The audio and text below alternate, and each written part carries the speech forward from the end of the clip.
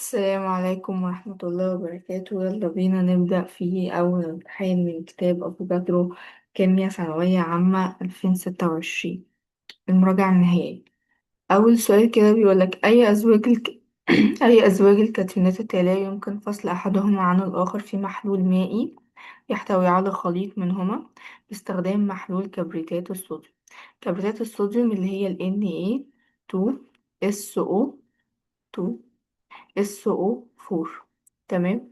هو بيقولك أنا جبت خليط فيه محلول، خليط من كاتيون لعنصر وكاتيون لعنصر تاني، محلول وحطيت فيه مية، ومع المية حطيت كبريتات الصوديوم، وعايز يشوف أنا أقدر أفصلهم ولا لأ. فكرة السؤال معتمدة على ايه؟ الذوبان والترسيب. بمعنى ايه؟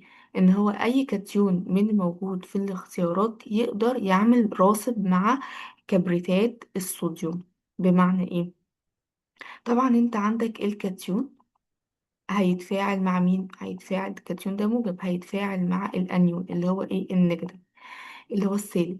يبقى احنا عايزين انه شق من كبريتات الصوديوم، عايزين الكبريتات الشق اللي هو السالب اللي هو ال SO4 بيكون نيجاتيف 2. تمام. احنا عايزين الكاتيون اللي قصاده علشان يعادلوا، اللي هو الكاتيون موجب 2. فهو بيقول لك هل هيكون طبعا جيم ديت غلط مبدئيا طبعا علشان الشحنات. تاني حاجة برضو مش عشان كده، عشان برضو ال NH4 والبوتاسيوم الحاجات دي عادي جدا تذوب مع السلفيت وما تترسبش. طب ألف بيقولك الكالسيوم والنحاس. النحاس أصلا بيعمل مع السلفيت، بيبقى في حاجة اسمها كبريتات النحاس. ديت بيكون لونها أزرق كده، بيدوب في بعضه ومش بيترسب. نفس الحكاية في دال برضو النحاس. يبقى الوحيد اللي هيعمل اللي أنا ممكن أفصلهم الاتنين عن بعض هيكون الاختيار ب. فعلا لأن أنا الكالسيوم مع النحاس مع قصدي الكالسيوم مع الكبريتات اللي هي كبريتات الكالسيوم ديت عادي، محلول ملح عادي مش راصب. لكن الرصاص مع النحاس، لا، الرصاص مع النحاس ده بيعمل ايه؟ الرصاص مع النحاس بيعمل راصب و... ويبقى كده اقدر افصل الاتنين عن بعض. تمام كده. نيجي في السؤال التاني. السؤال التاني بيقولي عندي A و B حمضان، حيث الحمض A لا يمكن استخدامه في الكشف ولا يمكن والحمض. تمام. انا علمت لك على التلات كلمات دولت لان هم رأس السؤال. نكمل السؤال. عن أنيون الحمض B في أملاحه، فإن أنيون الأحماض A و B هم إيه؟ بيقولي مثلا تعالى كده نشوف الاختيارات. بيقولي A و B، أنا شايفة كلوريد، كربونات، كبريتات، نيتريت، إيه الحاجات دي؟ وإيه كلمة حمض ده؟ حمض يعني في اتش، صح كده؟ فهو معنى إن هو يقول لك إيه؟ يا كلوريد يا كبريتات، يا كلوريد يا كبريتات، يعني ال A ده حاجة من الاتنين. يا إما كلوريد ومعاه اتش يبقى هو HCl، يا إما SO4 ومعاه اتش، ده عشان طبعا تكافؤ ثنائي فيبقى H2SO4. يا اما حمض الكبريتيك يا اما حمض الايه؟ الهيدروكلوريك اللي هو ال HCl. تمام. نيجي تاني حاجة في السؤال. بيقولي لا يمكن، يعني انا ما اقدرش، يعني ايه؟ اختار اجابة الحمض ده ما يقدرش تمام يعمل ايه؟ استخدمه في الكشف. هي يعني ايه كشف؟ كشف ده عن انيون الحمض بيه، يعني انا لازم علشان اكشف عن حاجة لازم الحاجة دي تبقى مميزة بحاجة. مثلا يا اما يطلع لي راصد، يا اما يطلع لي غاز، يا اما يطلع لي ابخرة، يا اما يطلع لي حلقة بنية. تمام. كل الحاجات دي بتديني كده انتجاد، يعني بتديني معلومة ان الحاجة دي فعلا موجودة. تمام. فهو انا عندي الحمض ايه ده ما بيقدرش يكشف عن مين؟ عن الحمض بي. اهله بقى موجود في الاسئله ده. تعال نشوف اختيار اختيار. مبدئيا لو جبت ال HCl مع الكربونات هيطلع لي عادي اللي هو ال CO2، غاز ثاني اكسيد الكربون اهو، طلع لي غاز اهو، يبقى هو قدر يكشف؟ لا، هو في السؤال بيقولك لا يمكن، يبقى ده غلط. طيب الكبريتات مع النيتريت. الكبريتات لو انا حطيت لها مع النيتريت يبقى هيطلع لي اللي هو أبخرة بنية من ال NO2. أبخرة بنية من الغازات لأن O2 أهو قدر يكشف، يبقى ده مش هختاره. الكبريتات ال H2SO4 مع اليوديد طبعا يقدر يكشف، بحيث ان هو هيطلع لي أبخرة بنفسجية من اليود. تمام. اذا الوحيد اللي هو اللي ما يقدرش يكشف عن الحمض بي هو الاختيار جيم، فعلا الكلوريد ما بيقدرش يكشف عن النشاط. تمام كده. طب يلا نيجي للسؤال اللي بعده. نيجي في السؤال التالت، بيقولي في التفاعل الآتي مديني ال Mg تمام زائد ال H2SO4 aqueous وال Mg solid، بيديني ال MgSO4 زائد ال H2 اللي هو غاز الهيدروجين. بيقولي يمكن زيادة كمية الهيدروجين الناتج من التفاعل السابق في وحدة الزمن عن طريق. طيب، فكرة السؤال هنا ايه؟ هو عايز بيقولي أنا عايز أزود كمية الهيدروجين في وحدة الزمن. وحدة الزمن هنا يعني في الثانية. تمام، وحدة الزمن اللي هي في الثانية أو في الدقيقة. ثانية أو دقيقة، يعني السؤال معتمد على إيه؟ على سرعة التفاعل أو معدل التفاعل. تمام. إزاي أنا أقدر أزود سرعة التفاعل اللي عندي؟ دي معتمدة كليا على فكرة واحدة، اللي أنا أزود التصادمات اللي بتحصل اللي عندي. بمعنى إيه أزود التصادمات؟ يعني أنا مثلا جايبة كده وعاء أو إناء بيكر، يعني في ال Mg وفي ال H وفي الاس او 4، اخلي ده يخبط في ده وده يخبط في ده وده يخبط في ده وده يخبط في ده. دي كده اسمها زيادة التصادمات اللي متكونة ما بين مين؟ ما بين الانيونات والكاتيونات وبعضها علشان تكون لي ايه النواتج اللي عندي. تمام، يبقى سرعة التفاعل معتمدة كليا على زيادة الايه التصادمات في البيكر اللي بيحصل. طيب نيجي للاختيارات. بيقولي نقص تركيز حمض الكبريتيك. حمض الكبريتيك اللي هو ده، انا لو قللت التركيز، اصل حمض الكبريتيك ده انا مصدر غاز الهيدروجين اللي طالع عندي منين؟ من حمض الكبريتيك. انا لو قللت الكمية يبقى انا هقلل الهيدروجين، يبقى انا هقلل التصادمات، يبقى انا هقلل سرعة التفاعل، يبقى انا هقلل كمية الهيدروجين الناتجة من التفاعل في وحدة الزمن. يبقى دي غلط. تمام. طيب تبريد وسط التفاعل. طيب انا ببرد، هي الفكرة قلت لك على جاية على ايه؟ اللي انا بعمل بدي للمتفاعلات اللي عندي بديها طاقة. طب الطاقة دي جاية منين؟ الطاقة دي جاية من حرارة، وجاية برضو من حاجات تانية.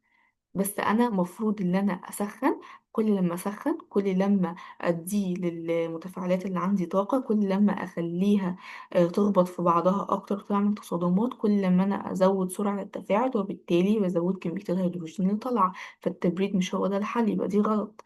طب جيم، زيادة الضغط. حد يقول لي زيادة الضغط طبعا دي اكيد طبعا الاجابة دي صح، بس اقول له خلي بالك ان في المتفاعلات اللي عندي هنا مش غازات، فاذا الضغط مش بيأثر عليها، ان ده موجود في الحالة الصلبة وده موجود في الحالة الأكوس. فإذا زيادة الضغط هنا مش بتأثر، فدي غلط. فمفيش غير الاختيار ايه اللي هو زيادة عدد مولات الحمض. فعلا ما هو ده عكس ألف، يعني أنا كل لما بزود عدد مولات الحمض الكبريتيك، كل لما بزود ال H، كل لما بزود التصادمات، كل لما أنا بزود سرعة التفاعل، كل لما أنا بزود مين؟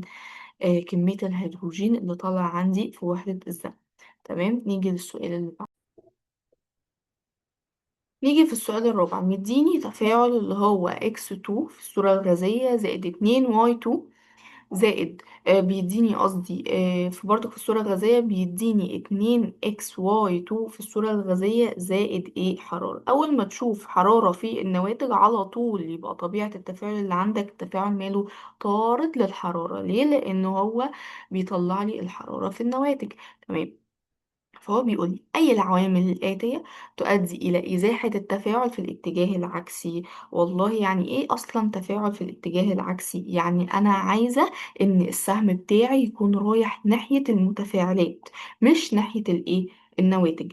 تعال نطبق قاعدة الشاتيليه. الشاتيليه بيقول لك إيه؟ لو إحنا أثرنا على تفاعل متزن، التفاعل ده والاتزان ده بيمشي في الاتجاه اللي يقلل لي من التأثير اللي أنا أثرته عليه. يعني الكلام المكلكع ده، هو من الآخر هو مديني تفاعل طارد وعايز التفاعل ده السهم بتاعه يمشي في الاتجاه بتاع المتفاعلات. ومديني شوية تأثيرات. بيقولي لو أنا زودت الضغط وبردت، لو أنا سخنت ورفعت الضغط، لو أنا عملت إضافة لعامل حفاز وسخنت، لو أنا سخنت وخفضت الضغط. فأي من التأثيرات دي يخلي التفاعل يمشي في الاتجاه العكسي. تعال نشوف كده التسخين. انا دلوقتي ليه التسخين؟ لان هو مديني هيت، لان هو مديني حراره في النواتج. فنشوف التسخين، ولا هنسخن ولا نبرد. لو انا سخنت يعني رفعت من درجات الحراره كده، اعمل كده، اعمل زياده كده هنا ثواني، امسح لك كده. لو انا سخنت، هو بيقولي اول حاجه تسخين، اهو سخنت يعني ايه؟ فضلت ارفع من الحراره، فضلت ارفع من الحراره. التفاعل هيعمل ايه؟ هيمشي في الاتجاه اللي يقلل لي هذا التأثير، اللي هو ايه؟ هنا بزود، يبقى هو هيمشي ايه؟ الناحية العكسية هنا. اذا ده تفاعل عكسي. ليه؟ خليت التفاعل يمشي في اتجاه بتاع المتفاعلات. يبقى الجملة دي صح، اذا التبريد ايه؟ غلط. طيب حاجة تانية، هل ارفع الضغط ولا اقلل الضغط؟ طيب الضغط معتمد على ايه؟ على عدد المولات. تعالى نحسب عدد المولات. عدد المولات في المتفاعلات هنا 3، وعدد المولات في النواتج هنا كام؟ 2.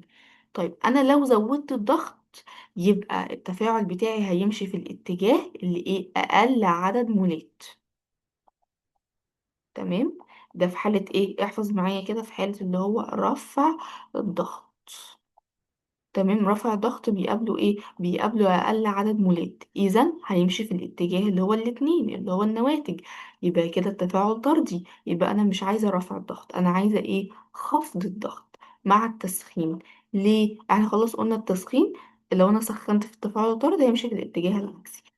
طيب لو انا خفضت الضغط هيمشي في الاتجاه الايه؟ الاكبر في العدد المولات. ومين الاكبر في العدد المولات؟ اللي هو هتكون المتفاعلات، اللي هي هتكون بتلاتة. فإذا كده ده اللي هو الإيه؟ الاتجاه العكسي. إذا الإجابة هتكون كام؟ هتكون د. طيب تعالى في السؤال اللي بعده. السؤال اللي بعده بيقولك إيه؟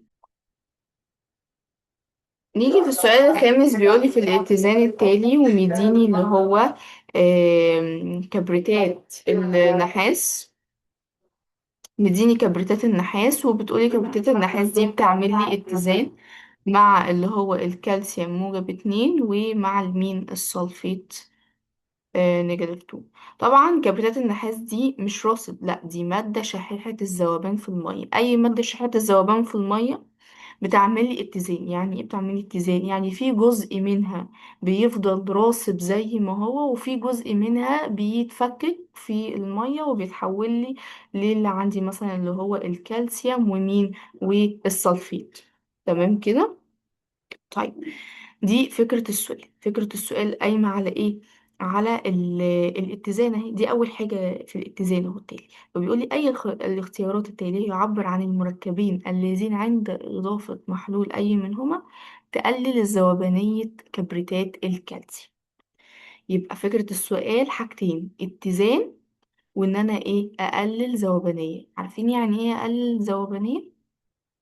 بقلل ذوبانية الحاجة، يعني بزود الترسيب، بخليها تترسب أكتر، يعني بزود كميتها. طيب ده بيحصل ازاي في المعادلة اللي عندك دي؟ المعادلة اللي عندك اللي هي كبريتات الكالسيوم، تمام، تديني اللي هو الكالسيوم زائد السلفيت. طيب أنا دلوقتي قلت لك أقلل الذوبانية، يعني أنا عايزة أفضل أزود ده، أفضل أزود ده، يعني اخلي التفاعل ماشي هنا ولا كده؟ ماشي في الاتجاه اليمين ولا في اتجاه الشمال؟ لا في اتجاه الشمال.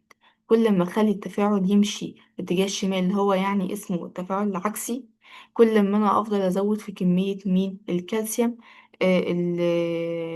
كبريتات الكالسيوم. وهو ده المطلوب، اللي انا اقلل الذوبانية يبقى انا ازود الترسيب. طب ده بيحصل ازاي؟ لسه قايلينه الفكرة في السؤال اللي فاتت، قاعدة لاشاتاليه. كل ما انا اثر على التفاعل المتزن اللي عندي ده، التفاعل هيمشي في الاتجاه اللي يقلل لي التأثير ده. بمعنى ايه؟ انا هأثر مثلا ان انا اضيف محلول فيه ايه؟ كبريتات الصوديوم ولا نترات الصوديوم، كلوريد الكالسيوم ولا كبريتات الامونيوم. الاختيارات هنا بتقول لك ايه؟ تقول لك انا آم، ازود، هضيف محلول، المحلول ده فيه كاتيونات ايه او انيونات ايه. بص الفكرة، هنا انا عندي كالسيوم وعندي كبريتات. تمام، دي ايه؟ دي كاتيونات. تمام. هي الفكرة ان انا ازود يعني اجيب محلول فيه ايون مشترك بتحتوي على الكالسيوم والسلفيت. مثلا في الاختيار ألف كبريتات الصوديوم، كبريتات الصوديوم ده أيون مشترك. نترات، لا مفيش نترات والله، يبقى ده غلط. جيم نترات الصوديوم غلط. نترات البوتاسيوم غلط. يبقى نشوف كده ب بيقول لي كلوريد الكالسيوم وكبريتات الأمونيوم. طيب، كلوريد الكالسيوم وكبريتات الأمونيوم، أنا عندي أهو الشق الكاتيوني الكالسيوم، وعندي قصدي الشق الكاتيوني أيوة الكالسيوم، وعندي الشق الأنيوني اللي هو إيه؟ الكبريتات. الفكرة هنا إيه؟ الفكرة هنا أنا لما بضيف المحلول ده على التفاعل السابق اللي عندي، أنا كده بزود فين؟ في أيونات الكالسيوم، بفضل أزود في أيونات الكالسيوم، وفي نفس الوقت بزود في أيونات إيه؟ ال- الكبريتات. تمام، فالتفاعل يحس عندي بلخبطة ان في هنا زيادة، انا لازم اقلل الزيادة دي، وماشي فين؟ ماشي في الاتجاه العكسي، فبالتالي نزود من كمية كبريتات الكالسيوم ومقلل منين؟ من الذوبانية بتاعته. تمام، يبقى اذا اجابة السؤال ده هتكون ايه؟ هتكون ب. طيب نيجي للسؤال اللي بعده. السؤال السادس بقى مديني مركبات، وبيقول لي أي الاختيارات التالية يعبر عن التسمية الصحيحة حسب نظام الأيوباك. خلي بالك في فرق ما بين نظام الأيوباك ونظام التسمية الشائع. بمعنى إيه؟ إن مثلا أول مركب لو أنا عايز أسميه أيوباك، يبقى أبدأ التقييم من الكربونة دي، أو من الكربونة دي عادي، لأن ال OH اللي هي المجموعة الوظيفية اللي هتاخد الأولوية موجودة في النص. يعني مثلا CH3، وماسكة في ماسكة في OH. تمام، وماسكة في ايه؟ في CH3، سواء أنا رقمت من هنا أو رقمت من هنا عادي، هتبقى واحد اتنين تلاتة. ده ايه؟ ده اللي هو تلاتة، يبقى بروبان. تمام، وهنا اتنين، قول. بروبان اتنين، قول. يعني اللي هي ايه؟ اتنين اتنين آم، اتنين بروبانول. بروبانول. تمام. هو بقى مديه في المركب الأولاني يسمى كحول بروبيلي. كحول بروبيلي دي تسمية شائعة مش تسمية أيوباك، هو كحول بروبيلي، لكن دي تسمية مش أيوباك، يبقى ده غلط. نيجي في المركب التاني ب. المركب التاني اللي هو CH3. تمام، CH2، CH2 OH. هنا الترقيم هيفرق ليه؟ هرقم من هنا ولا من هنا؟ لا من هنا. ليه؟ لأن ال OH موجودة على الكربونة دي فتاخد الأولوية، فهنبتدي ترقيم واحد اتنين تلاتة. تلاتة يبقى ايه؟ يبقى بروبان. وال OH موجودة على الكربون رقم كام؟ واحد، يبقى واحد بروبانول. تمام، الأول ديت دليل على إن في OH، يبقى إذا التسمية دي صح. طب في جيم، من غير ما أسمي، هو بيقولك مركب تلاتة الجليسرول، دي تسمية شائعة مش تسمية أيوباك. لو أنت عايز تسمى أيوباك يبقى هي اسمها إيه؟ بروبان. واحد واتنين وتلاتة ترايول. وديل برضو نفس الكلام، مركب أربعة يسمى بروبيلين جلايكول. لا دي تسمية شائعة، لو أنت عايز تسمى أيوباك يبقى بروبان واحد واتنين دايول. تمام، إذا في فرق ما بين التسمية الشائعة وتسمية الأيوباك. يبقى إجابة السؤال ده. السؤال السابع بيقولي في التفاعل التالي مديني CH3، تعالى نكتبه كده CH3 C، في هنا CH3 ونازل منها CH3. تمام، و COONA. تسمية المركب ده ايه؟ نبتدي بالترقيم واحد اتنين تلاتة، دي أطول سلسلة عندي. بدأت هنا ليه من COONA؟ لأن هي ايه؟ اللي عليها الأولوية. تمام، يبقى اتنين واتنين ثنائي ميثايل بروبانات بروبانوات الصوديوم. بروبانوات ليه؟ لأن هي دي مفروض اسمها حمض الكربوكسيليك أسيد. عارفين الكربوكسيليك أسيد اللي هو COOH؟ تمام، شلنا احنا ال H وحطينا مكانها الايه؟ ال Na. إضافة بقى على كده يبقى اسمها بروبانوات الآت. تمام، دليل على وجود الأسيد اللي عندي وبروبانوات الصوديوم. طيب أنا لما أحط عليها التفاعل ده اللي هو ايه ال NaOH معاها ال CaO، احنا عارفين الاتنين دولت مع بعض بيعملوا ايه، بينزعوا مجموعة الكربوكسيليك دي، يعني بيخلوا لي الألكان ناقص ذرة كربون. تمام، عن طريق ايه، هينزع ال COONA وال NaOH هياخد منها ال NaO. تمام، اجمعي كده على بعض هتبقى Na2CO3، وده طلع اهو في النواتج. تمام، زائد اكس، الاكس ده اللي هو ايه، الاتش دي رجعت تاني للالكين بعد لما احنا شلنا منه سي او ان ايه. من الاخر يعني انا هكتبه زي ما هو، سي اتش 3، سي سي اتش 3 هنا وسي اتش 3 هنا. تمام، وشلت انا السي او او ان اي دي وعوض مكانها بايه، باتشي. تمام، لما اجي اسمي ابدا بقى التسمية عادية من هنا او من هنا عادية لان هي مفيش مجموعة وظيفية عليها. فواحد، اتنين، تلاتة، دي اطول سلسلة عندي. تمام، رقم اتنين عليه برانش اسمه ايه، الميثايل، يبقى اتنين ميثايل بروبين. اذا الاجابة هتكون ايه، د. تمام. طيب السؤال اللي بعده، السؤال الثامن بيقولي من المركبات العضوية التالية أي الاختيارات التالية؟ مديني الإكس اللي هو هيكون C6H6. طبعا أول ما أنا كتبت الصيغة دي ده بتاعت مين، البنزين. تمام، ومديني الواي بيقولي C4H8. C4H8 ممكن يكون احتمالين، ممكن يكون سايكلو ألكان، يبقى حلقة كده أربعة بس كده، أو ممكن يكون ألكين عادي. تمام، زد، زد بيقولي C2H2. طبعا ده اللي هو الأسيتيلاين، اللي هو سي تريبل بوند سي اتش اتش، معروف. تمام، نشوف الإجابة كده، الإجابات هتكون ايه. يقولي الإكس أروماتي ويمكن تحضيره من الفينول من المشتقات. ممكن تحضير الفينول من مشتقاته، أيوة صح، ينفع أحضر الفينول من مشتقاته. يبقى الإكس يا إما هتبقى ألف يا إما جيم ب ودال، مش عايزين. تمام، لأن هو مش ألكين طبعا وهو مش ألقين. نيجي لواي. واي انا قلت لك يا اما الكين يا اما سايكلو. تمام، فهو واي بيقول لي هنا الكان، الكان حلقي. اه الكان حلقي بس يحتوي على مجموعتين ميثيلين، لا. تمام، ليه، لأن لو انا الكان حلقي هيبقى كده، هيبقى دي طالع منها اتش و اتش، اتش و اتش، اتش و اتش واتش و اتش، مش مجموعتين بس، دول اربع مجاميع. غلط. واي الكين ويمكن تطبيق قاعدة ماركنيكوف عليه. كده كده ينفع، بس كده كده الاختيار بيها غلط. تعالى جيم. جيم في واي الكين قد يكون متماثل، ايوه ممكن يكون متماثل جدا. شبه مثلا ايه، مثلا عندي CH3. تمام، سي دبل بوند، طبعا هنا في اتش ماسكه في سي، هنا في اتش وهنا CH3. يعني ايه متماثل، يعني في وسط دبل بوند لو انا عملت خط كده يقدر يقسم لي المركب لنصين متماثلين. فهو فعلا الكين قد يكون متماثل، ايوه متماثل.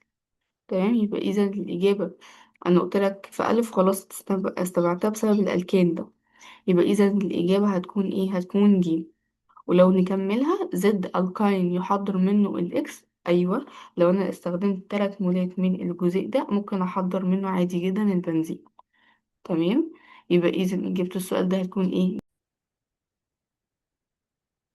تعالوا سؤال رقم 9، بيقولي الجدول التالي واضح الصيغة الجزيئية ل3 مركبات عضوية، أي الاختيارات التالية صحيحة. بيقولي مثلا في اكس C2H6O2، C2 C و C. تمام، هنا ماسكة OH عشان هنا في O مع H، هنا OH. تمام، وكده كنسلنا اتشتين، يبقى 6 ناقص 2 يبقى 4. هتمسك هنا في ال CH، هتكون هتكون عندي ال CH2. تمام، وهنا CH2 وهنا او اتش وهنا او اتش، يبقى هنا سي فعلا اتنين واتش ستة و O2. تمام، ده اسمه ايثيلين جلايكول عموما يعني. طيب نيجي واي. واي بيقولي سي تلاتة اتش تمانية، تمام، او 2.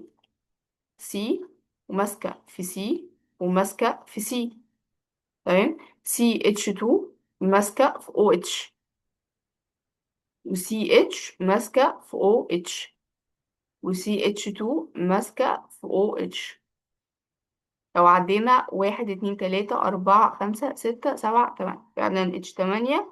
وعندي ال O3، أنا آسفة هو كده هو أصلا 3، تمام. والسي 3 ده طبعا مين ده؟ اللي هو الجسر، تمام. طيب نيجي لزد. زد هيبقى عندي C2 H 6 O. طيب C2 H 6 O ده اللي هو ايه؟ ده اللي هو الإيثانول. CH2 CH3 OH، ده مين؟ ده اللي هو الإيثانول. أنا عندي كده تلات كحولات، اللي هو الإيثيلين جلايكول والجليسرول والإيثانول. تعالى نشوف الاختيارات. بيقول لي إكس. إكس ده اللي هو مين؟ الإيثيلين جلايكول. تعالى كده إيه؟ الإيثيلين جلايكول ده بيحضر بالتحلل المائي القلوي، يعني هو من الآخر أحط له NaOH يعني. فلناتج هلجنة الإيثين، هو من الآخر كده الإيثين عندي اللي هو CH 2 والسي اتش 2، تمام. اعمله هلجنه بالبي ار 2، وادخل هنا اكسر الرابطه وادخل هنا بي ار وادخل هنا بي ار، يبقى انا عندي اللي هي هتبقى سي اتش 2 بي ار، تمام، ماسكه في سي اتش 2 اي بي ار. ده ناتج هلجنه مين؟ الايسين. طيب انا لو حطيت له تحلل المائي اللي هو بالان او اتش، فالبي ار هتخرج وهدخل مكانها مين؟ الاو اتش، فيبقى عندي الناتج كده اللي هو سي اتش 2 ماسكه في سي اتش 2، تمام، نازله هنا باو اتش وهنا نازله مين؟ باو اتش. ده مين؟ ده الايثيلين جلايكول. يبقى كده انا حضرت الايثيلين جلايكول بالتحليل المائي لناتج عمليه هلجنه مين؟ الايثين. يبقى الاجابه دي صحيحه. بالاختيارات ب الواي اللي هو يتفاعل مع خليط النيترة معطيا مبيتا حشو. طبعا واي ده اللي هو الجليسرول، لو انا فعلته مع النيترة هيديني نيتروجليسرول، ودي مادة متفجرة. طيب نيجي لجيم. زد يحضر بالهيدرة الحفزية للبروبين.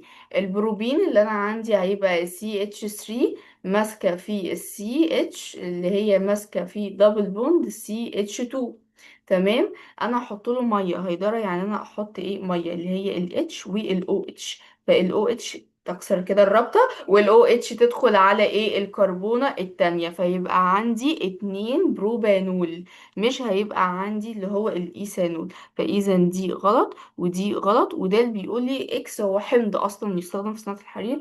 الحمض اصلا لا، هو كحول مش حمض اصلا. تمام، اذا اجابة السؤال ده هتكون ايه؟ هتكون السؤال العاشر مديني برضو كده الصيغة الغذائية للمركبات، وبيقولي دي ايه. مديني اختيارات وعلى أساسها بختار. اكس هنا ده طبعا كحول، كل دي كحولات بس هي معتمدة على تصنيف الكحولات. هنا مثلا اكس هو كحول ايه؟ هنا اكس هو كحول ثانوي، تمام. هنا مثلا الواي هيكون عندك كحول أولي، تمام. الزد هيكون عندك ايه؟ كحول ثلاثي. تمام، يعني ايه الكحول الثلاثي؟ يعني الاو اتش ماسكه في كربونه، والكربونه دي ماسكه في ثلاث كربونات تانية. طب نيجي للاختيارات. بيقولي واي بيتأكسد على خطوة واحدة ويعطي حمض كربوكسيلي. واي ده اللي هو مين؟ ده اللي هو الكحول الأولي. هو فعلا بيعطي الحمض الكربوكسيلي، بس هو مش بيتأكسد على خطوة واحدة، هو بيتأكسد على خطوتين. يعني بيديني الأول الألدهايد وبعد كده بيتأكسد مرة تانية ويديني اللي هو مين؟ حمض الكربوكسيلي. طيب اكس بيذوب في الميه. ايوه كل الكحولات بتذوب مع ميه وبتذوب مع ميه عادي جدا، بس الاكس اللي هو الكحول الثانوي ده لما بيجي يتاكسد بيتاكسد كحول؟ لا، ده بيتاكسد لمين؟ لكيتون. يبقى الاجابه دي غلط والاجابه دي غلط. جيم. زد غير قابل للذوبان في الميه. لا، هو زد عادي بيدوب في الميه، بس هو غير قابل للاكسده. فعلا هو غير قابل للاكسده، عشان الزد ده هو كحول ثلاثي، بس هو غير قابل للذوبان في الميه. ليه؟ لا، هو بيدوب في الذوبان في الميه عادي جدا.